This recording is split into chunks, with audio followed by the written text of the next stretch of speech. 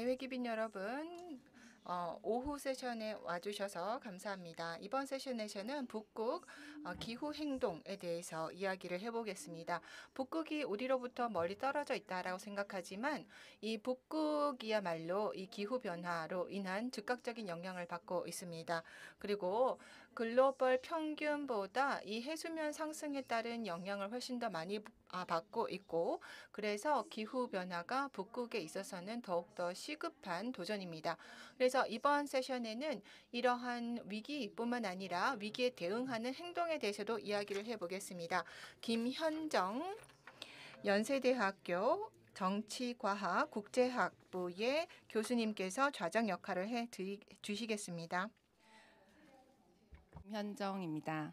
오늘 GF 2025의 중요한 세션 중 하나인 북극 기후행동, 기후도전의 기회로 세션을 사회를 맡게 되어서 굉장히 기쁘게 생각합니다.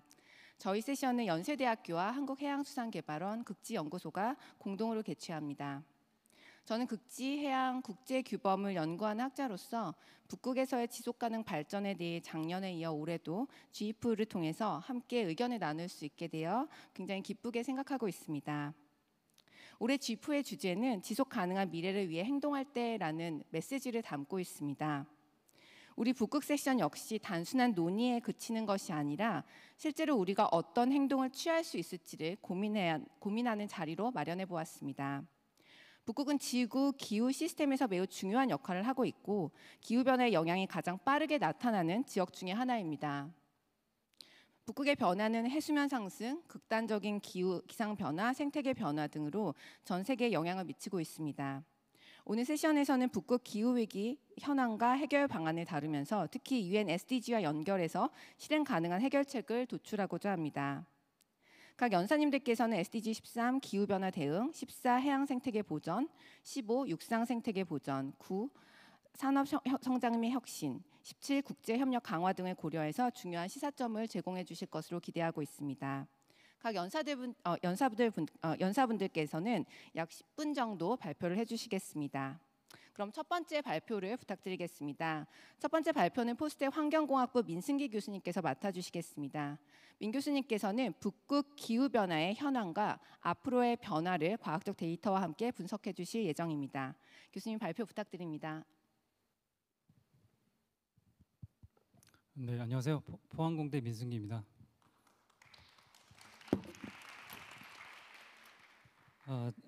이렇게 중요한 자리인지 모르고 온 것 같은데요. 제가 이제 말씀드리고 싶은 내용이 오늘은 특별히 북극 기후의 지금 기후 위기 현황하고 얼마나 앞으로 어떻게 변해갈지 간단히 짚어드리려고 합니다. 작년에 전지구 평균 온도가 1.5도가 넘어갔다 이런 얘기를 많이 들으셨을 텐데 더욱 놀라운 것은 그걸 예측을 하지 못했다는 것이죠. 그래서 아주 급격하게 변하고 있습니다. 근데 북극은 또 아까 말씀해 주셨듯이 가장 온난화가 심한 지역이기 때문에 지금 보여드리는 그림은 왼쪽에 보여드리는 그림이 작년 2024년 평균 온도인데요. 작년에 북극이 지금 서 있는 것처럼 가장 이제 높은 두 번째 기온을 기록을 했고 오른쪽에 그 시계열을 보시면 이제 검정색 글로벌 그 전지구 평균에 비해서 지금 북극의 온도는 훨씬 더 가파르게 증가하고 있는 것을 볼 수 있습니다. 최근에는 계속 높은 상태로 유지를 하고 있고요. 이렇게 북극의 온난화가 되면은 당연히 폭염도 잦아집니다. 그래서 보여드리는 그림은 과거 30년 왼쪽에 있는 거에 비해서 최근의 30년에 아주 극단적인 폭염, 여기서는 이제 60년에 한 번 생기는 그런 폭염이 나타나는 지역을 색깔로 표시한 건데 빨간색이 지금 아주 극단적 폭염인데요.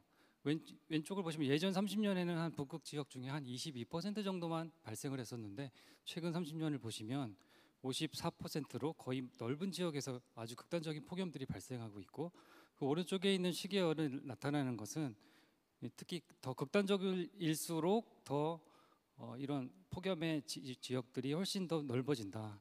그래서 아주 극단적인 폭염은 지금 예전에 비해서 4배 정도가 확장했다. 이런 결과를 보여주고 있습니다. 이제 온난화하고 또 관련시켜서 바로 생각해 볼 수 있는 것은 바로 온난해지면 수증기가 많이 증가하거든요. 대기 중에. 그렇게 되면 강수량이 영향을 받습니다. 그래서 특히 북극 지역은 예전부터 강수량이 계속 꾸준히 증가해 왔었고 여기서 지금 보여드리는 것처럼 시계열에서도 계속 증가하는 추세가 있었고요. 오른쪽의 그림은 작년 겨울인데 극한 강수입니다. 그래서 5일 강수인데 연중 가장 높은 강수인데 특히 알래스카나 캐나다 지역 같은 데서는 저기 아주 파란색일수록 이제 경험하지 못한 강수거든요. 그래서 아주 극단적인 강수가 북극 지역에서도 이렇게 발생을 했었다는 것을 볼 수 있습니다. 이러한 북극의 그 수변화라고 할 수 있는데요. 강수 증가는 이전부터 많이 발표가 됐었는데 제가 2008년에 좀 오래됐네요. 캐나다 있을 때 발표했던 논문인데요. 그래서 왼쪽 위에 있는 그림이 관측인데 파란색일수록 강수가 증가한다는 것입니다. 그래서 20세기 후반 50년의 추세인데 그때도 이미 증가를 하고 있었고요. 이런 증가 추세는 기후 모델 실험을 통해서 보면 인간의 활동을 집어넣었을 때, 즉 온실가스 증가를 이 모델에 입력을 했을 때만 재현이 됩니다. 그래서 오른쪽 위와 왼쪽 아래에 있는 두 개의 결과가 인간 영향을 포함했을 때고요. 오른쪽 아래에 있는 그림은 인간의 영향을 배제한 경우거든요. 그때는 오히려 강수가 약간 감소하는 것을 보였습니다. 그래서 인간에 의한 온난화 그리고 그 온난화에 의한 수증기 증가와 강수 증가가 이렇게 북극 지역에서 뚜렷하게 나타나고 있다는 것을 다시 한번 확인해 드리고요. 그 다음에 또 중요한 현상들이 북극에서는 저희가 알다시피 이제 빈권이 많잖아요. 그래서 눈도 있고 얼음도 있습니다. 그래서 여기서 보여드리는 이제 그림은 오른쪽 위의 그림은 이제 눈 덮임이 면적이 점점 줄어들고 있다는 것이고요. 최근에는 예전에 비해서 훨씬 더 많이 줄어들고 있고 작년에도 왼쪽에 보여드리는 그림은 이제 눈이 빨리 녹기 때문에 특히 6월, 5월 달에 눈이 빨리 녹아버리면서 한 1, 2주 정도 빨리 녹게 되면서 이제 스노우 시즌이라고 부리는 겨울의 기간이 짧아지는 거죠. 그래서 작년에 많은 지역들에서 이제 가장 짧은 기간에 눈 덮인 기간을 이제 관측을 했다는 걸 보여드립니다. 죄송합니다. 더 중요한 것은 결국엔 이제 북극 해빙인데요. 이게 북극 해빙을 저는 그렇게 표현하는데 지구 시스템의 어떤 그 면역 체계라고 생각할 수 있는데 햇빛을 반사하기도 하고 이제 지구의 온도를 유지시켜주는 중요한 기능인데 지금 예전에 비해서 거의 절반밖에 남지 않았습니다.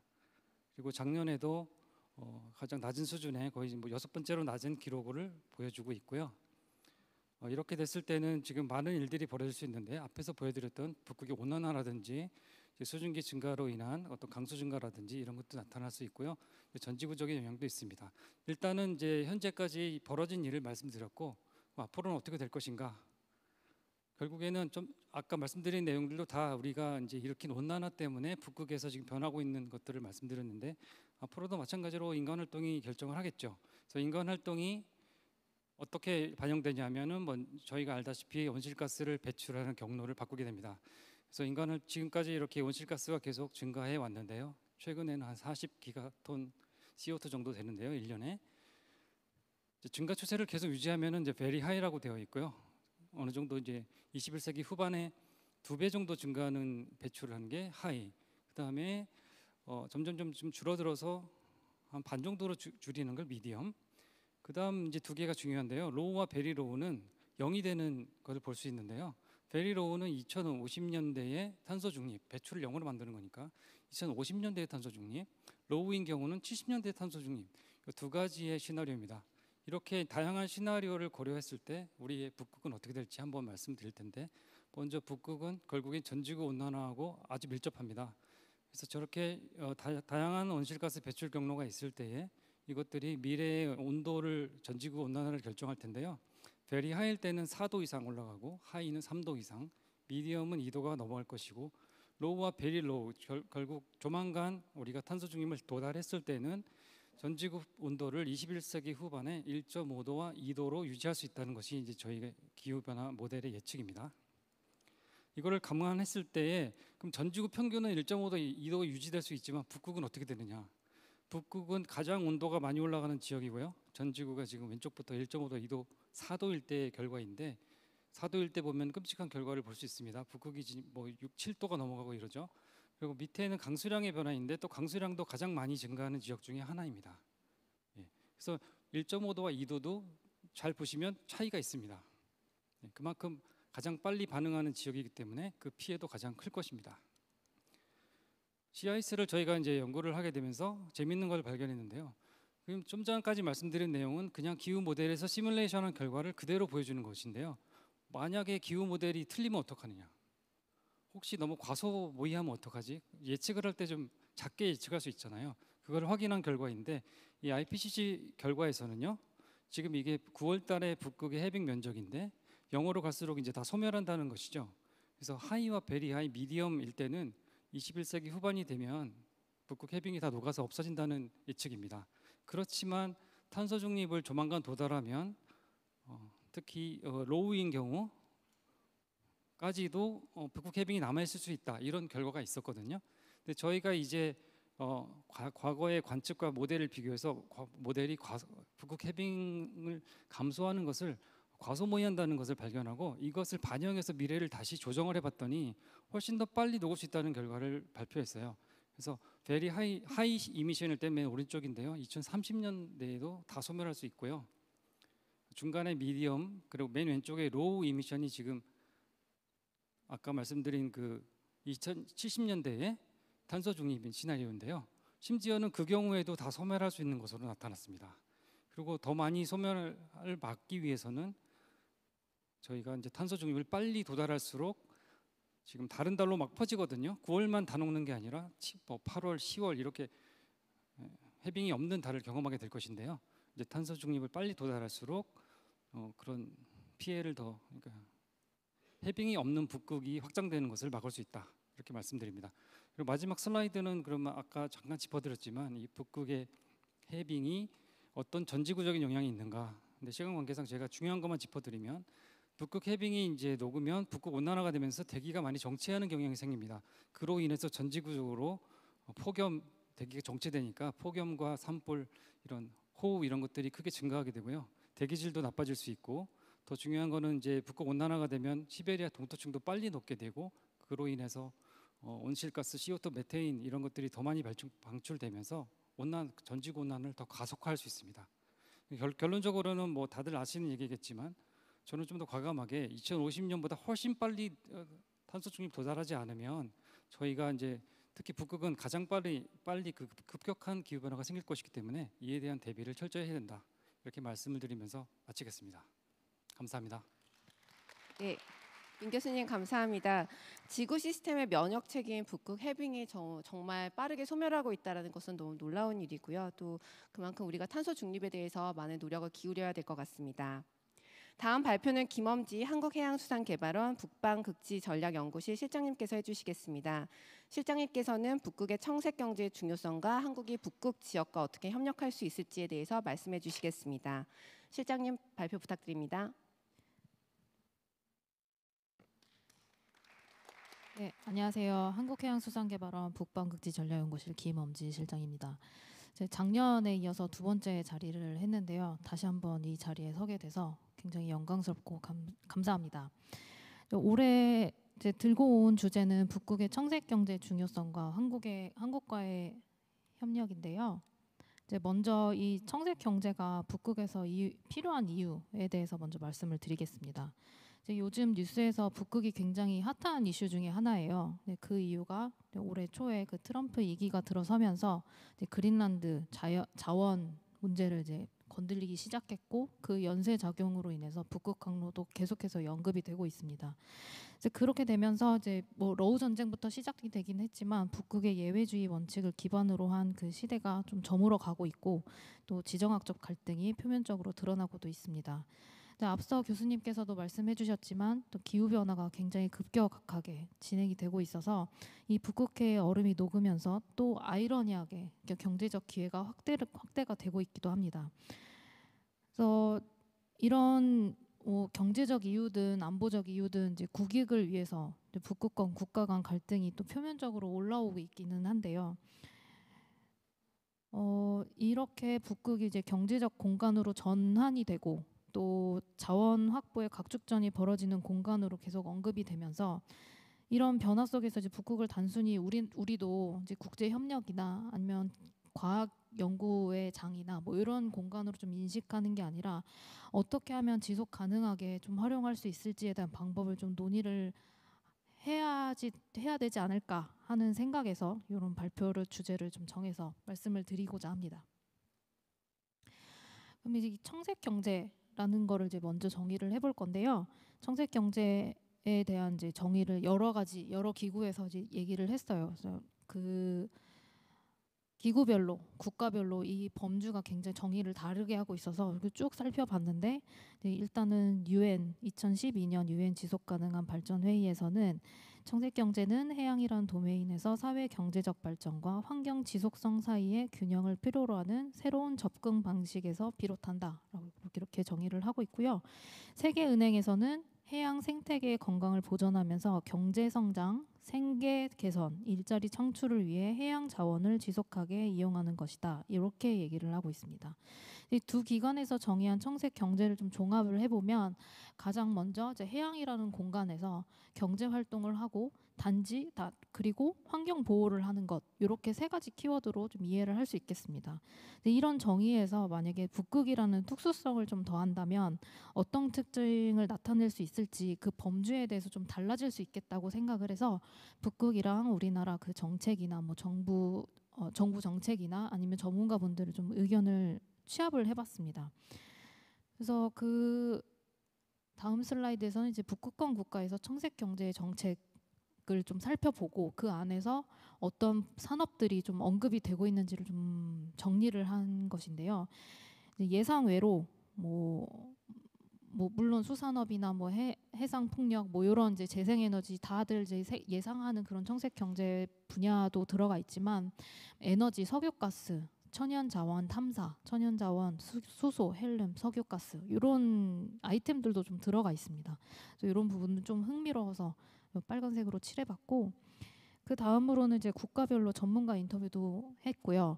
그래서 이 전문가 인터뷰에서 언급된 분야들을 좀 정리를 했습니다. 이 색칠한 부분들은 총 8개 국가 중에 좀 중첩되는 분야들이 좀 어떤 것들이 있는지를 표시를 한 거고요. 보시면 그린 shipping이나 해양 기술, 뭐 친환경 에너지 뭐 이런 쪽으로 암모니아, 수소, 해양 인프라 이렇게 꼽을 수 있을 것으로 선정이 됐습니다. 그래서 이 협력 분야를 좀 선정을 하는 데 있어서 이렇게 언급이 됐던 분야들을 쭉 나열을 한 다음에 그 다음에 이제 협력 분야들을 좀 선정을 해봤습니다. 대분류와 그 소분류를 좀 나눠봤는데 그 중에 6개로 나눈 게 해양 기술, 수산, 친환경 에너지, 해운, 통신, 선박 기술 이렇게 총 6개로 나눴고 그 안에 보시면 이제 세부 분야들이 나눠져 있습니다. 그래서 이 분야들을 가지고 전문가분들한테 한국하고 북극권 국가가 협력을 했을 때 어떤 분야가 가장 가능성이 있고 필요하고 뭐 이런지 질문을 해봤고요. 그 평가함에 있어서 그 기준을 좀 나눠야 되잖아요. 그래서 그 기준도 이런 질문들을 그 크리테리아를 좀 나눠가지고 여쭤봤습니다. 그래서 중요성, 적용 가능성, 경제성, 경쟁력, R&D, 지속 가능성 총 6가지 평가 항목으로 나눠서 이 분야가 뭐 예를 들어서 다른 분야보다 정책적 관점에서 상대적으로 더 중요한가 뭐 이런 질문들을 좀 드려봤습니다. 그래서 이 드리고 난 다음에 그 평가 기준에 대해서 좀 인식 차이가 좀 있었는데요. 당연히 북극권 국가분들은 북극 자체가 자기네 그 국가 영토기 때문에 지속 가능성을 더 한국 전문가분들보다 지속 가능성을 더 높게 친 부분이 좀 나타났습니다. 근데 반면에 한국 같은 경우는 좀 노란색 선을 보시면 되겠지만 경제성과 적용 가능성이 가장 높게 나왔고요.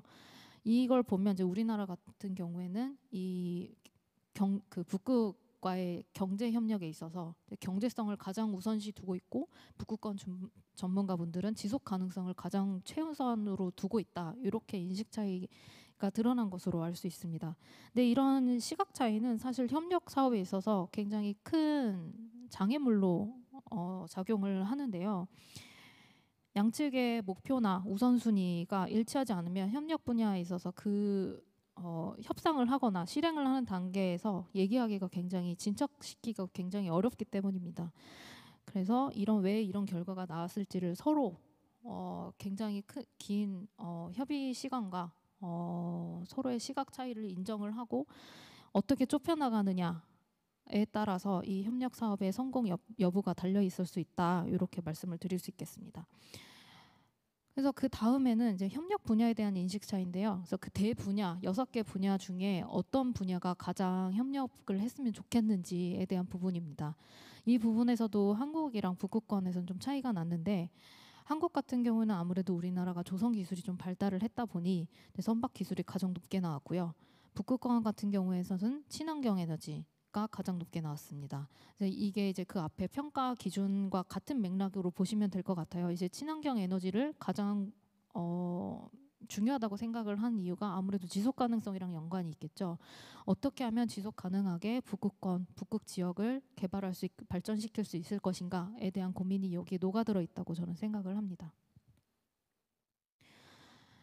그래서 이 협력 분야를 세부 분야도 저희가 이제 여쭤봤어요. 세부 분야별로 쭉 리스트업을 해서 이들 중에 이제 한국이랑 북극권 국가들이랑 북극 지역에서 협력을 할 때 어떤 게 가장 이제 중요하다고 생각하는지 어떤 걸 할 수 있는지 뭐 이런 것들을 좀 여쭤봤는데 1번부터 6번까지를 보시면 스마트 항만, 극한지 특화, 선박 기자재, 친환경 연료 기반 선박 개발 및 건조, 암모니아 수소 해양 인프라, 그린 쉬핑, 재생에너지 해양 인프라 이렇게 선정이 되었습니다. 네, 물론 이런 이렇게 한 꼭지 보면 이 하나하나가 굉장히 큰 메가 프로젝트입니다. 스마트 항만 같은 경우에는 이게 이제 한 그 단어로 적혀져 있지만 이 스마트 항만을 완벽하게 구축하기 위해서는 자동화 기술이나 통신 기술, 센서, AI, 뭐 빅데이터, 뭐 이런 많은 기술들이 좀 함축적으로 항만에 들어가야 우리가 지금 생각하는 스마트 항만이다라고 생각을 할 수 있습니다. 그런데 이제 우리나라 같은 경우에도 부산항이 지금 초기 단계에 있고요. 북극 항만은 우리나라 부산 항만에 비해서 규모도 굉장히 조금 작고 그 스마트 항만의 기술 단계가 제가 알기로는 부산 항만보다는 조금 덜 적용이 되어 있기 때문에 이 스마트 항만만 보더라도 굉장히 큰 프로젝트다 이렇게 말씀을 드릴 수 있겠습니다. 근데 다만 이렇게 6가지가 뽑아봤으니 이거를 어떻게 그림을 그릴 수 있을 것인가에 대해서 조금 상상력을 발휘를 해봤습니다. 그래서 그 다음이 이제 제가 이제 이 6가지를 조금 추가 가미를 해서 패키지 3개로 좀 나눠봤는데요. 첫 번째, 두 번째, 세 번째입니다. 이제 요거는 제가 이제 종합적으로 다음 슬라이드에 그림을 통해서 좀 말씀을 자세하게 드리겠습니다. 이제 파란색 선, 초록색, 그리고 노란색 이렇게 3개 패키지로 보시면 되겠고요. 파란색 선은 패키지 1에 관한 내용입니다. 친환경 선박을 중심으로 그린 수소와 같은 친환경 에너지를 우리나라에서 이제 수입을 하게 되면 북극 항만과 우리나라 항만 간에 이제 벙커링 할 수 있는 여건을 좀 조성할 필요가 있겠습니다. 그리고 암모니아 수소를 기반으로 운항되는 친환경 선박을 좀 개발을 아까 한다고 했으면 그 선박을 통해서 또 에너지를 수출입을 할 수 있겠죠. 그렇게 되면 북극 이 해운이 어떻게 보면 이제 그린 해운, 아틱 그린 쉬핑으로 자연스럽게 넘어갈 수 있는 그런 조건이 구축이 될 것입니다. 그리고 북극해가 아무리 좀 얼음이 녹는다고 해도 여전히 운항을 하기에는 환경적 여건이 좀 고려가 되어야 됩니다. 그래서 극한지 특화 선박 기자재에 대한 수요도 같이 늘 것으로 생각이 됩니다. 노란색 칸 같은 경우에는 이제 패키지 2에 관한 내용인데요. 그 북극해, 그 유럽 쪽 북극해에서는 이제 현재 지금 해상 풍력이나 이런 것들을 좀 구축을 하고 있는데 이 해상 풍력에서 나오는 전력을 전달할 수 있는 해적 케이블을 설치를 하고 또 해양 수소 플랜트를 건설을 한다는 내용입니다.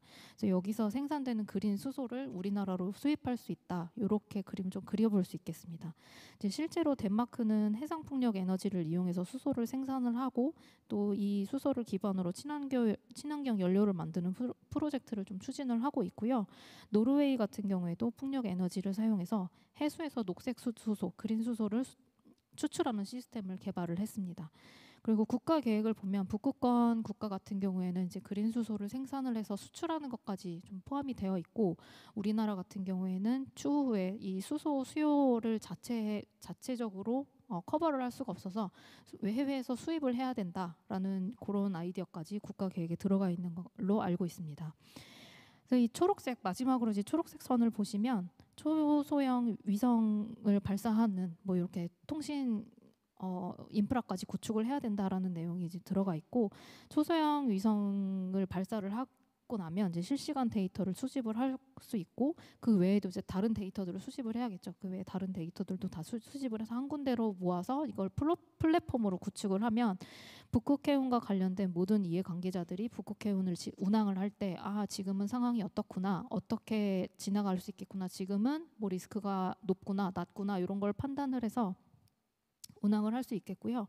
그리고 이런 더 나아가서 아까 말씀드렸던 그 스마트 항만도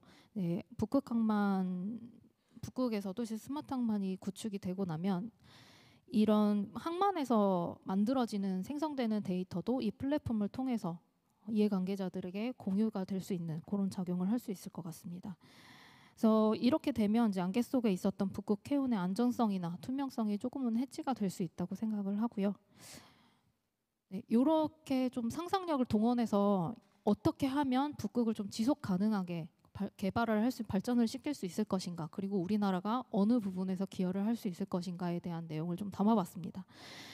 이제 마지막 슬라이드인데요. 그래서 이렇게 북극에서의 청색 경제 협력은 단순히 이제 경제적 이익을 넘어서 지속 가능성이나 친환경 기술을 기반으로 한 새로운 패러다임을 형성하는 데 중요한 역할을 하고 있습니다.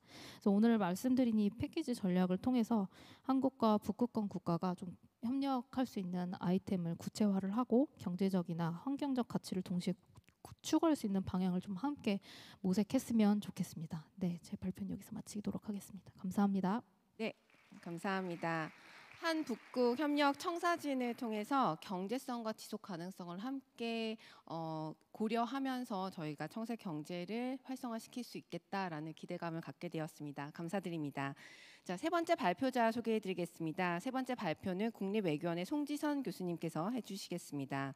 교수님께서는 북극 지속 가능한 발전을 위한 협력과 한국이 북극 거버넌스에서 어떠한 기여를 할 수 있을지에 대해서 말씀해 주시겠습니다.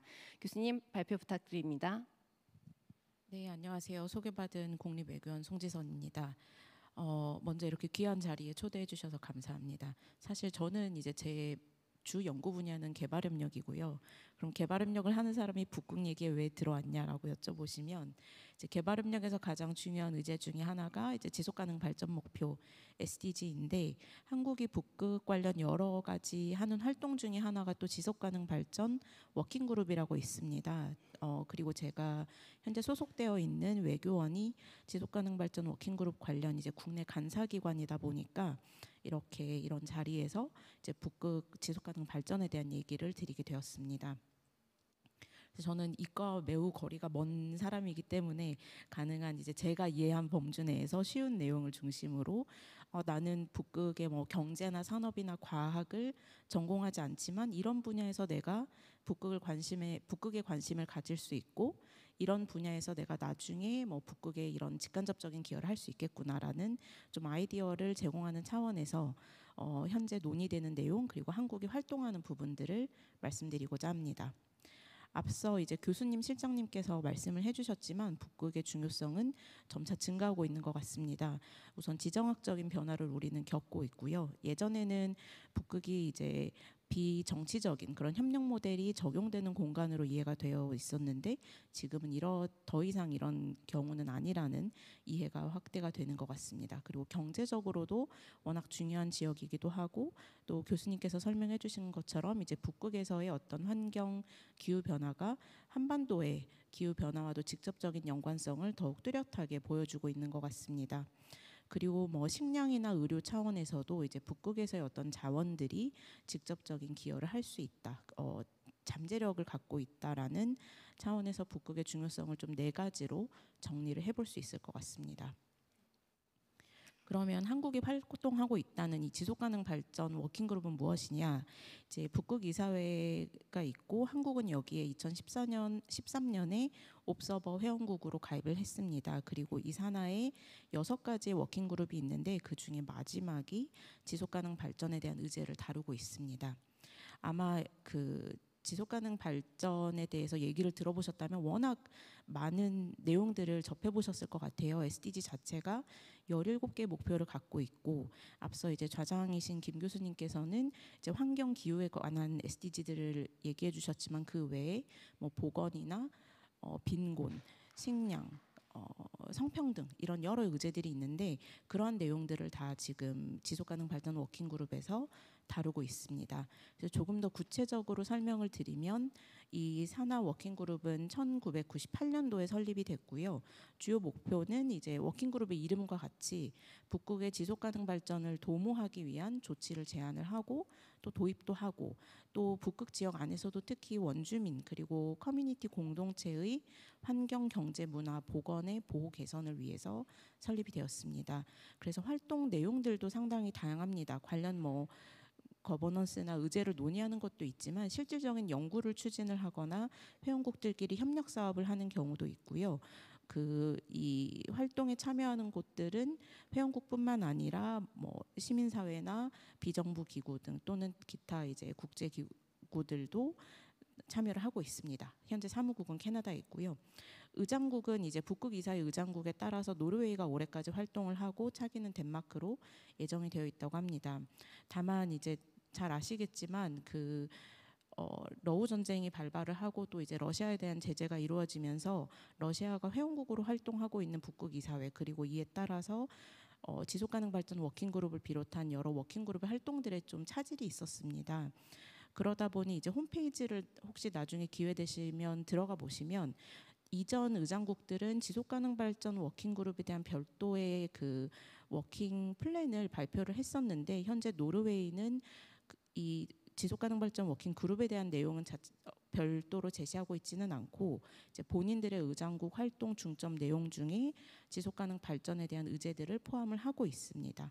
그래서 우리가 잘 알고 있는 뭐 SDG나 파리 협약과 같은 그런 큰 담론들도 포함이 되고 있고요. 대신 구체적으로 이제 지속가능 발전 워킹그룹 활동을 좀 지원하기 위해서 크게 인간보건 그리고 사회경제문화 전문가 그룹이 활동을 하고 있습니다. 그래서 각각의 역할은 슬라이드를 참고를 해주시기 바랍니다. 다만 아쉬운 점은 현재 아직 한국 전문가분들이 이 2가지의 전문가 그룹에 공식적으로는 활동하고 계시지 않는 것으로 확인이 됩니다. 그리고 이제 이 지속가능 발전 워킹그룹 자체에서 좀 중장기 전략을 발표를 했는데 역시 이제 궁극적인 비전은 우리가 잘 알고 있는 2030년까지 유엔의 지속가능 발전 목표 그리고 파리 협약의 목표 달성입니다. 그리고 이제 3가지 핵심 축도 지속가능 발전 자체가 뭐 사회, 경제, 정치, 안보, 평화 이런 내용들을 다루고 있다 보니 해당 내용들이 다 반영이 되어 있고 특히 이제 이 중에서도 취약계층이라고 할 수 있는 이제 원주민, 거주민에 대한 내용들도 담고 있습니다. 중점 분야들은 상당히 많이 나열이 되어 있는데 상세한 내용은 슬라이드 참고 부탁드립니다. 그래서 이제 활동 범위나 분야 그리고 분야들도 이렇게 있고 지금 현재 지속가능 발전 워킹그룹이 하고 있는 사업들은 제가 아래 이제 캡처해서 올렸는데요. 아무래도 이제 회원국 간의 어떤 그런 갈등들이 존재를 하다 보니까 현재 15건의 프로젝트들이 지속가능 발전 워킹그룹 차원에서 이제 추진이 되고 있는데 다수가 올해 종료될 것으로 예상이 됩니다. 현재 이제 차기 프로젝트에 대해서는 몇 가지에 대한 뭐 컨셉 노트를 제출을 했다. 한 건에 대해서는 신규 사업이 통과됐다라는 얘기들이 들리기는 하지만 정확히 이제 2025년 이후에 어떻게 이 워킹그룹이 활동할지에 대해서는 아직 공식적인 공개 자료는 나온 것 같지 않는 것으로 보입니다. 그러면 6개의 워킹그룹 중에 이 그룹의 특징들을 몇 가지 설명드리면 우선 특히 이제 취약계층, 특히 원주민에 대한 관심이 상당히 많고요. 그리고 이제 글로벌 단위에서 논의되었던 뭐 SDG나 파리 협약에 대한 내용들이 그대로 이 워킹그룹 활동에도 반영이 되고 있습니다. 또 동시에 북극의 중요성이 단순히 이제 북극의 안에서만 제한되지 않고 글로벌 함의를 갖고 있기 때문에 이 북극 발전에 대해서 관심을 갖고 있는 뭐 국가나 이해관계자들도 많이 늘어나고 있고요. 또 여기 사업 리스트를 보시면 아시겠지만 상당히 포괄적이고 융합적인 의제들을 다루고 있습니다. 뭐 식량, 보건, 에너지부터 문화유산까지 그 범위가 상당히 높고, 그러다 보니까 이 워킹그룹은 자체적으로 활동하는 부분도 있지만 또 다른 워킹그룹과 상호 협력하고 상호 교차하는 모습도 보이고 있습니다. 그리고 무엇보다 이제 상위 기구인 이사회와도 긴밀히 연계를 하고 있습니다. 주 이제 현황 또는 가장 큰 도전 과제라고 하면 아무래도 이제 러우 전쟁으로 인해서 워킹그룹 활동에 영향을 받고 있는데, 러시아 자체가 이제 북극의 직접적인 이해관계자이기도 하고, 또 지속가능 발전 차원에서는 러시아에서 축적해온 데이터나 연구자료 또 전문성들이 있기 때문에, 그러면 향후에는 우리가 북극의 발전을 위해서, 더 나아가 글로벌 발전을 위해서 이러한 다양한 생각들을 갖고 있는 국가 또는 서로 다른 생각들을 갖고 있는 국가 이해관계자와는 어떻게 협력해야 될지도 좀 고민이 필요한, 그리고 구체적인 방안이 필요한 지점인 것 같습니다. 한국이 북극 관련 갖고 있는 전략은 크게 두 가지로 이해될 수 있는데요. 우선 2021년에 발표된 북극 활동 전략이 있고, 그 중에도 이제 원주민 관련 내용을 담고 있습니다. 그리고 2023년에 발표된 이제 기본 계획이 있습니다. 사실 전략과 기본 계획 중에 어떤 것이 상위 계획이라고 여쭤보시면 저는 기본 계획일 것 같기는 한데, 이 기본 계획 역시 이제 북극의 원주민 관련 내용들을 담고 있습니다. 자세한 내용은 슬라이드 참고 부탁드리고요. 한국 같은 경우에는 그러니까 전반적으로 한국을 포함한 많은 옵서버들이 이 워킹그룹에서 아주 유의미한 또는 가시적인 활동을 한다기보다는 연구 회원국에 비해서는 아무래도 좀 참여가 제한이 되는 것 같습니다. 다만 한국은 이제 지난 10여 년간 옵저버로 활동을 하면서 처음에는 단순히 회의에 참여를 하고 모니터링을 하는 수준에서 지금은 구체적으로 어떤 활동을 할지, 어떻게 우리가 사업에 참여할 수 있을지, 이를 위해서 어떤 뭐 기관이 참여를 할지, 전문가들이 참여할지, 어떤 역량 강화가 필요한지 아주 좀 더 체계적인 준비를 해오고 제도적인 역량을 갖춘 상황이 된 것 같습니다.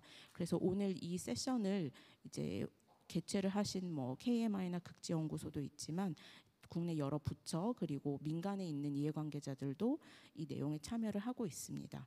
그래서 주로 성과는 이렇게 화면에 보이신 대로 있고요. 특히 작년에는 뭐 회의 참석을 통해서 의제에 대한 팔로업을 하기도 하고, 국내외 네트워킹도 하고, 또 원주민 관련해서는 구체적으로 이제 연구 용역을 발주를 해서 좀 더 세밀한 연구를 추진한 바 있습니다. 한국의 참여 확대 방안인데 아무래도 이제 다음에 있을 그 토론 내용과도 좀 연결이 되는 지점인 것 같습니다. 그리고 오늘 이 포럼의 키워드와도 아주 밀접한 연관을 갖고 있는데요. 사실 제가 이 슬라이드에서 보여드리는 내용들은 우리가 이미 앞서 말씀드린 뭐 기본 계획이나 전략의 내용 나와 있는 내용들입니다. 그래서 정말 오늘 이 포럼의 테마인 타임 포 액션처럼 사실 한국이 참여 방안을 확대하기 위해서는 이미 어떤 내용을 할지는 우리가 잘 알고 있고 어떤 부분이 부족한지도 잘 알고 있기 때문에 이에 대해서 실제로 이제 실행을 어떻게 할지, 어떻게 하면 이행력을 강화할 수 있을지를 더 이제 고민해야 되는 시점인 것 같습니다. 그리고 이를 통해서 한국의 기여가 좀 더 지속 가능하고 효과적일 수 있도록 더 구체적인 이제 방법을 강구해야 되는 때가 아닐까 싶습니다. 예, 감사합니다. 네, 교수님 발표 감사드립니다. UN SDG 그리고 파리 협정의 목표를 달성하기 위해서 북극 이사회 워킹 그룹이 여러 가지 이제 프로젝트를 추진하고 있다는 걸 알 수 있었고요. 또 우리나라의 기여와 관여가 점차 높아지고 있다라는 것도 알 수 있는 좋은 발표였습니다. 감사드립니다. 마지막 발표는 국립생태원의 강성용 팀장님께서 진행해 주시겠습니다.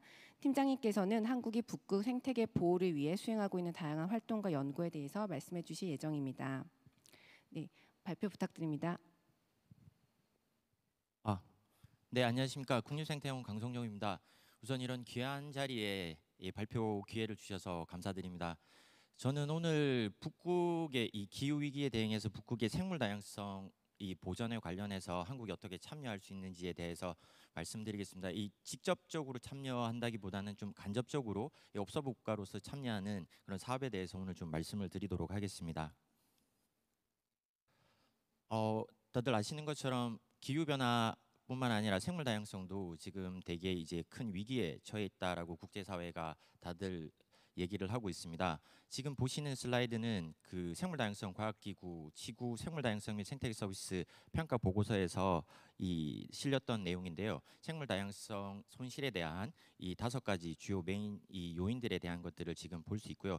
굉장히 많은 그 생물다양성이 이제 그 감소하고 있다는 것을 볼 수가 있습니다. 그래서 특히 이 기후 위기에 따라서 생물 다양성 손실에 대한 부분이 가장 민감하게 그 다뤄지는 곳 중에 하나가 이 북극이 아닐까 생각이 됩니다.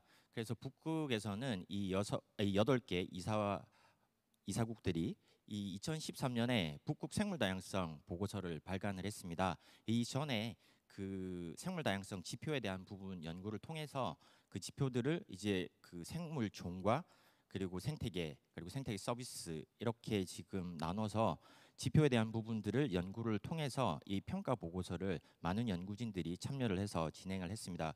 그래서 이제 이 북극의 생물 다양성이 어떻게 변화하고 있는지에 대한 것들을 살펴봤고요. 자, 이런 평가 보고서에서 실질적으로 이 어떤 부분들이 현재 그 현황이 어떻고 그리고 지금 경향이 어떻게 변하고 있는지에 대한 부분들을 한번 살펴봤습니다. 그래서 이 평가 보고서에서 17개 권고안을 제시를 합니다. 실질적으로 이 권고안이 앞으로 그 10년 동안 진행되는 그런 북극 그 생물 다양성 이 전략 그리고 정책에 연계될 수 있도록 평가해서 17개 권고안을 이제 제시를 하고 있고요. 그런 이 제시안들에 대한 권고안에 대한 주제들은 기후 변화라든지 생태계 기반 관리라든지 그리고 생물 다양성의 주류화 등에 대한 이런 내용들을 담고 있다고 봐주시면 좋을 것 같습니다.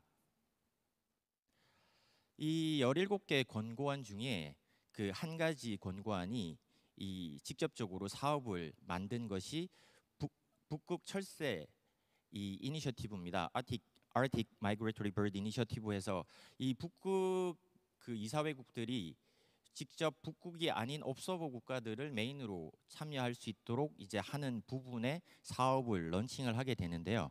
이 부분에서 실질적으로 북극에 도래하는 이 철새들이 북극에서 이제 번식기를 나지만 실제로 중간기착지나 월동지 같은 경우는 북극이 아니기 때문에 이 북극에서 계속 도래하던 철새들이 감소를 합니다. 그래서 그 요인들에 대해서 살펴봤더니 이 남획을 하는 부분이 있었습니다. 오버 하베스트에서 그리고 이제 이 남획뿐만 아니라 이 불법 포획을 합니다. 실질적으로 멸종 위기종이나 이런 종들에 대해서 굉장히 많은 이 돈을 투자를 해서 보호를 해서 이 복원을 했는데 실질적으로 이 월동지나 이런 데 갔을 때 실제로 이렇게 이 남획을 하고 불법 포획을 해서 사용이 되기 때문에 이런 부분에 대한 부분이 하나 있었고요. 그리고 두 번째 요인은 이 서식지의 전환이었습니다. 실질적으로 서식지로 쓰고 있는 이런 갯벌이나 이런 지역들을 이 용도 변경을 합니다. 실질적으로 개발이나 이런 부분들에 대해서 이렇게 되면은 이 철새들이 도래했을 때 그 서식지가 없어지면 이 생존에 굉장히 큰 위협을 받게 됩니다. 그래서 이런 부분들의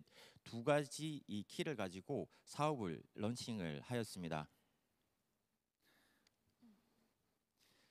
그래서 이 전 세계에 있는 이제 4가지 그 철새 이동 경로 중에서 이 4가지를 가지고 지금 진행을 하고 있고요. 아까 송 교수님께서 말씀해 주셨던 그 이제 6개 워킹 그룹 중에 이 카푸 북극 동식물 보전 워킹 그룹에서 이 MB 사업을 주도를 하고 있습니다. 그래서 저희 한국은 지금 이 동아시아 대양주 철새 이동 경로에 포함되어 있고요. 저희도 함께 참여를 해서 이 사업에서 그 목표를 달성하기 위해서 함께 참여를 하고 있습니다. 한국은 특히 중간기착지입니다. 이 번식지와 월동지를 지나게 될 때 이 병목 현상이 일어납니다. 특히 중국의 동탄과 한국에 있는 금강하구나 이런 갯벌들의 병목 현상으로 다 서식지 이 중간기착지를 약 한 40일 정도 이제 이용을 하는데요.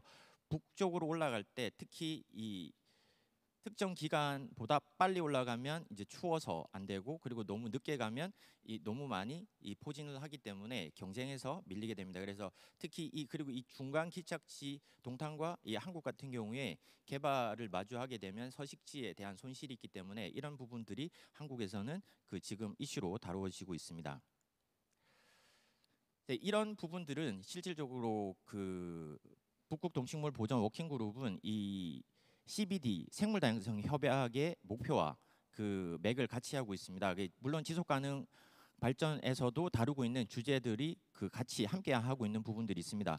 그 부분들에서 이번에 2022년도에 이제 북극 생물 다양성 협약에서 이제 이 GBF 글로벌 바이오디버시티 프레임워크에서 이 글로벌 생물 다양성 보존 목표를 채택을 하고 이제 크게 세 가지 범주로 지금 진행을 하고 있습니다. 생물 다양성 손실 저감, 지속 가능한 이용, 그리고 이 주류화 부분, 정책 주류화 부분을 지금 다루고 있다고 보시면 좋을 것 같고요. 이 부분에 따라서 당사국들은 CBD에 가입되어 있는 당사국들은 이 생물 다양성 전략을 짜서 이 부분에 어떻게 기여할 건지, 목표를 달성할 건지에 대한 부분들을 같이 함께 하고 있습니다. 그래서 한국도 2024년부터 2028년까지 5년 동안 계획을 짜서 이 GBF에 있는 그런 이제 핵심 지표들과 함께 같이 포함을 해가지고 지표를 이제 달성하기 위해서 환경부, 해수부, 이제 여러 관계 부처들 그리고 소속 산하기관들이 그 지표 달성을 위해서 업무를 수행을 하고 있습니다. 이게 지금 첫 번째 국가생물 다양성 이 전략 중에 1번에서 8번 부분에 대한 부분인데요. 이 부분은 GBF하고도 같이 맥을 같이 하고 있습니다. 그래서 공간 계획이라든지 복원, 보호 지역, 멸종 위기종, 그리고 지속 가능한 이용, 침입 외래종, 그리고 오염, 기후 변화 등에 대한 이런 부분들을 목표로 타겟으로 목표로 해두고 이것들을 달성하는 것들 계량적으로 평가해 볼 수 있는 지표를 지금 선정을 하고 있습니다. 그래서 이것들을 국가에서 지금 진행을 국가에서 평가를 진행을 한다고 보시면 좋을 것 같습니다. 지금 이렇게 색깔로 표시되어 있는 부분은 아직까지 한국에 도입이 되어 있지 않은 부분이라서 지금 여러 관계 부처들이 이 부분들을 평가를 도입을 하기 위해서 진행을 하고 있다고 봐주시면 좋을 것 같습니다. 그중에 이제 지표에 예를 들자면 이 적색 목록종처럼 생태계에도 생태계 적색 목록이 있습니다. 그래서 이 생태계 적색 목록은 생태계를 적색 목록종처럼 평가를 해서 실제로 얼마만큼 위기에 처해 있는지를 평가한다고 보시면 좋을 것 같고요. 키 바이오디버시티 에리어, 이 중요 생물 다양성 지역 같은 경우는 이 글로벌 IUCN이 정한 기준에 따라서 국제사회에서 인정하는 생물 다양성 핫스팟입니다. 이 부분에 대해서도 지금 한국에는 현재 40개가 지정이 되어 있는데 이 부분에 대한 것들을 같이 평가를 좀 해본다고 보시면 좋을 것 같습니다. 앞에서 보신 이 생태계 적색 목록과 이 중요 생물 다양성 지역 같은 경우에 지금 국립생태원에서 이 평가를 도입하기 위해서 환경부와 함께 사업을 추진을 하고 있고, 이 지금 보시는 결과는 작년에 저희가 40개 지역으로 이제 지정이 되어 있는 중요생물 다양성 지역 중에 20개 지역을 재평가를 해봤습니다. 실제로 중요생물 다양성 지역은 지정한 이후에 8년에서 12년이 지나면 이 재지정을 위해서 한번 재평가를 해봅니다. 그 중에서 이제 현재 2004년에 지정이 됐던 부분이어서 저희가 지금 재평가를 실행을 해봤는데 20개 지역들이 모두 다 재평가 기준에 부합을 하는 것을 알 수 있었습니다.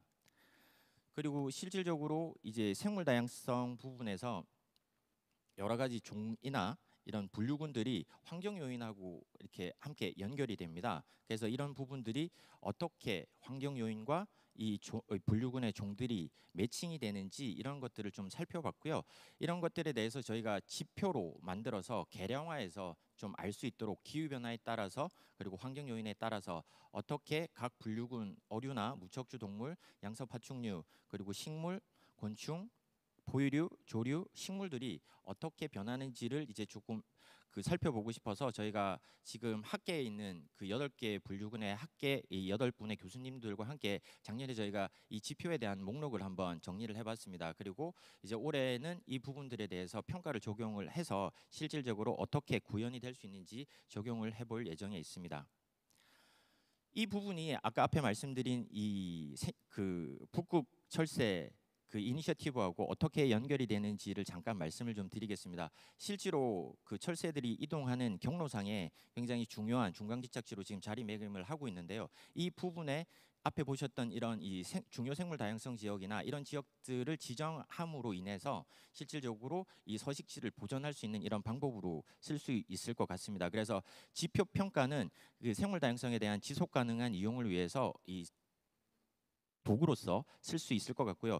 두 번째 부분은 이 기업들의 참여입니다. 요즘 이 TNFD 해서 자연자본 공시에 대한 부분들을 많이 하는데 기업들이 어떻게 참여를 하면 좋을지에 대한 것들을 많이 고민을 하고 있습니다. 실제로 이 TNFD에서 그 평가 가이드라인을 제시해서 그 부분에 대한 것들을 하는데 실제로 기업들이 지역 기반으로 이런 철새들의 서식지를 어떻게 이 보존하면 좋을지를 위해서 생물 다양성을 모니터링한다든지 이런 부분을 그 진행을 하면 실질적으로 이 자연자본 공시에도 필요한 그 자료들을 구축을 할 수 있을 것 같습니다. 네, 이상 발표를 마치겠습니다. 감사합니다. 네, 팀장님 감사합니다. 북극의 생물 다양성 보전을 위해서 북극 철새 이니셔티브 같이 구체적인 조치가 취해지고 있다는 것도 알 수 있었고요. 우리나라의 또 이런 생물 다양성 보전 계획이 북극의 생물 다양성 보전에도 기여할 수 있다는 사실도 알게 되었습니다. 감사드립니다. 자, 이제 질의응답 시간을 갖겠습니다. 연사님들께서 각자의 발표 주제와 관련해서 UN SDG 달성을 위한 구체적이고 실행 가능한 행동 방안을 공유해 주실 예정입니다. 제가 각 연사님들께 돌아가면서 질문을 드리겠습니다. 우선 민 교수님께 질문 드리겠습니다. 민 교수님께서는 북극 기후변화의 현황과 앞으로의 변화를 과학적 데이터를 기반으로 분석해 주셨는데요. 관련해서 저희 청중분들과 공유하고 싶으신 구체적인 조치나 행동 방안이 있으면 말씀해 주시면 감사하겠습니다. 네, 그 어려운 부탁을 하셔가지고 제가 과학과 정책이 연결되기 참 어려운데요. 제가 이 발표 자료를 준비하면서 뭐 느낀 것은 좀 아주 구체적이진 않지만 저희가 보통 이제 기후 변화 이렇게 뭐 전망하고 그러면 평균적인 이야기 그냥 뭐 적당한 변화 이런 거를 많이 듣게 되는데 실제로 저희가 겪게 되는 것은 아주 극단적인 변화가 될 확률이 되게 큽니다. 그리고 결국에는 정책을 하시는 분들이 반영을 좀 더 적극적으로 했으면 하는 것이 약간 최악의 시나리오예요. 그러니까 저희가 작년에 아까 제가 초반에 말씀드린 예상치 못한 전지구 온난화를 작년에 겪었는데 그런 것들이 이제 더욱 더 아마 현실화될 것 같거든요. 그러니까 과학자들이 할 수 있는 최선을 다하긴 하지만 발생 가능성 측면에서는 좀 아주 낮은 그런 최악의 상황이라도 우리가 미리 조치를 좀 하고 대비를 해야 된다. 그래서 저는 간략하게 좀 국가 정책을 이제 관련된 일을 하시는 분들한테 특히 이런 극단적인 시나리오, 최악의 상황이 되는, 그러니까 아주 빨리 변할 수 있는 북극도 이제 해빙이 정말 빨리 녹을 수 있는 뭐 그런 상황을 감안해서 이 계획을 하셔야지 훨씬 더 피해를 줄일 수 있다. 이런 말씀을 드리고 싶습니다. 네, 감사합니다. 최악의 극단적인 시나리오도 저희가 꼭 생각하면서 정책을 좀 짜야 된다라는 말씀 해주셨습니다. 감사드립니다. 다음으로 김원지 실장님께 질문 드리겠습니다. 한국이 북극 청색 경제 협력을 다양하게 추진하고 있다고 말씀해 주셨는데요. 관련해서 도출할 수 있는 실행 가능한 행동 방안이 있으면 말씀 주시기 바랍니다. 네, 그 교수님께서 말씀하셨다시 되게 어려운 질문입니다. 이게 지속 가능성과 환경 보호, 그러니까 경제 개발과 환경 보호 간의 완벽한 균형점을 찾을 수 있느냐에 대한 문제인데요. 저는 불가능하다고 솔직히 생각합니다. 근데 다만 그 지점을 향해서 지향하는 거는 가능하다고 생각을 하거든요. 그래서 그렇게 되려면 이제 조금 이제 어쨌든 경제 활동을 하는 건 기업들이니까요. 기업들이 이런 좀 환경 보호를 위해서 어떤 액션을 했을 때 정책적으로 어떻게 지원을 해줄 수 있는가에 대해서 조금 좀 극단적으로 지원을 해줘야 이게 기업들이 움직일 수 있지 않을까라고 생각을 합니다. 뭐 예를 들면 이제 북극에서 청색 경제 활동을 하게 되면 이거를 이제 탄소 배출권 거래 활성화와 좀 연결을 지어서 실질적으로 기업이 이익을 느낄 수 있게끔 그런 식으로 제 피부에 와닿는 정책을 좀 추진을 해야 되지 않을까라고 생각을 하고 있습니다. 어쨌든 기업은 이익을 창출을 해야 되는 기관이니까 그런 부분들도 다 같이 고려를 해서 정책화를 해야 되지 않나 그렇게 생각을 하고 있습니다. 네, 감사합니다. 경제성과 그다음 지속 가능성 두 가지를 어떻게 조화할 것인가에 대해서 말씀 주셨는데요. 민 교수님에 의해서 극단적인이라는 표현을 쓰시면서 극단적인 지원이 있어야지 된다라고 말씀해 주셨는데요. 그만큼 지금 우리의 어떤 행동 방안이 굉장히 시급하다라는 것을 알 수 있었습니다. 감사드립니다.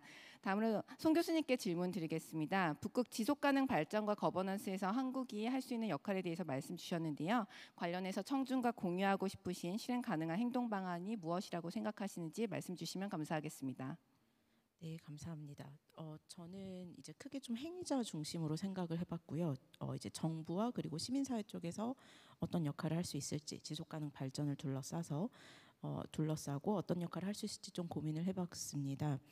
정부 차원에서 당연히 옵서버 국가로서 해야 할 중요한 과제 중에 하나는 이제 다른 공여국, 회원국과의 소통인데, 좀 중장기적으로 생각을 해보면 우리가 지금은 지속가능 발전, 뭐 SDG를 얘기를 하지만 이게 2030년이면 종료가 되고 2027년에 이제 유엔의 새로운 사무총장이 뽑히면 그때 분명히 포스트 SDG 논의가 나올 텐데, 지금 이제 북극을 둘러싼 뭐 기후나 보건 문제 아니면 인권과 같은 의제에 대해서 강대국 간의 생각이 달라지는 이 시점에서 우리가 한 2, 3년 뒤에 포스트 SDG를 논의할 때 어떻게 하면 지금 현재 북극에게 매우 중요한 과제인 기후변화나 뭐 경제 환경 등의 내용들을 계속 이 유엔에서 합의가 되는 글로벌 발전 목표에 유지시킬 수 있을지에 대해서는 유사입정국과의 소통을 지금부터 이제 지속을 하고, 현재 한국이 갖고 있는 뭐 양자 협의체라든지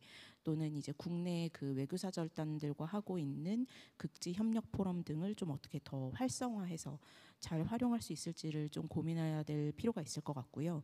시민사회 차원에서는 이제 북극에서 워낙 키워드로 원주민을 많이 말씀을 드렸었는데, 이제 제가 하고 있는 개발협력 쪽에서도 가장 중요한 키워드 중에 하나가 이제 현지주도 발전, 현지화입니다.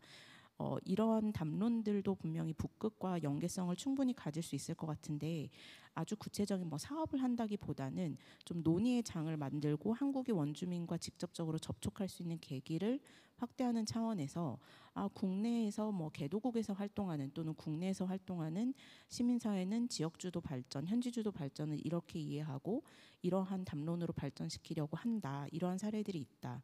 북극의 상황은 어떠한가라는 이제 좀 소통 확대를 통해서 서로 이해할 수 있는 그런 폭을 넓히는 기회가 있으면 좋을 것 같습니다. 예. 네, 감사합니다, 교수님. 정부, 시민사회, 국제사회가 각각 해야 될 과제에 대해서 잘 말씀해 주셨습니다. 네, 마지막으로 강 팀장님께 질문 드리겠습니다. 북극 지역에서 생물 다양성 보전 노력과 또 한국의 기여에 대해서 말씀해 주셨는데요.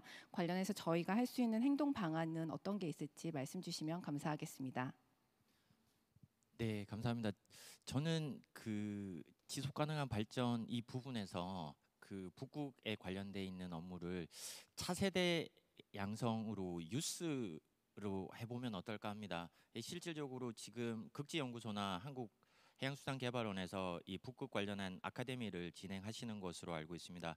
이런 쪽에서 이 차세대에서 유스들이 계속 참여를 하고 이런 부분들이 이제 해를 거치면서 10년이 넘어가는 걸로 알고 있습니다. 그래서 이런 부분 쪽에 계속 참여를 하면서 이런 이제 관심을 갖는 이런 그 청년들이 늘면서 계속 참여를 하고, 그리고 카푸 아까 워킹그룹 중에 하나인 북극 동식물 보전 워킹그룹에서 인턴십이라든지 이런 북극 아카데미 그 북극 대학이라든지 이런 쪽 부분에 연계될 수 있는 그런 방안으로 이어진다면 이 차세대 지금 보고 있는 저희가 생물 다양성 관련돼 있는 그런 부분에 조금 더 확대될 수 있는 지속 가능하게 계속 참여할 수 있는 방안으로 이어지지 않을까 생각이 됩니다. 네.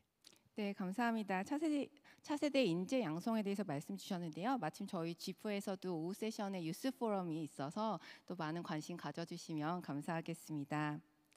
오늘 북극 세션을 통해서 북극 기후 행동의 중요성과 우리가 실천할 수 있는 구체적인 해결 방안을 함께 고민하는 뜻깊은 시간이었습니다. 각 연사님들께서 제시해 주신 실행 가능한 솔루션을 바탕으로 해서 정부, 학계, 산업계, 시민사회 다양한 주체들이 함께 협력해서 실질적인 변화를 만들어 가야 될 시점인 것 같습니다. 올해 G4의 모토인 Time for Action, 이제는 행동을 시작해야 될 때입니다. 여러분 모두가 오늘의 논의를 바탕으로 작은 실천 하나하나씩 실천해 보시면서 우리 북극과 그다음 기후변화 그리고 지속가능 발전을 위해서 노력하면 좋을 것 같습니다. 함께해 주신 연사님들과 청중 여러분들께 감사드리며 이것으로 세션을 종료하겠습니다. 감사합니다. 감사합니다. 굉장히 의미 있는 통찰력을 저희 좌정님과 또 패널 분들을 통해서 들을 수 있었습니다. 이제 20분 휴식 시간을 갖도록 하겠습니다. 그리고 나서 이 3시 20분에 다시 만나도록 하겠습니다. 다음 세션은 기후 교육에 관한 것입니다. 그래서 이 정책과 이 실무를 어떻게 연결지을지에 대해서 패널 토론을 들어보도록 하겠습니다. 그러면 20분 휴식 뒤에 뵙겠습니다.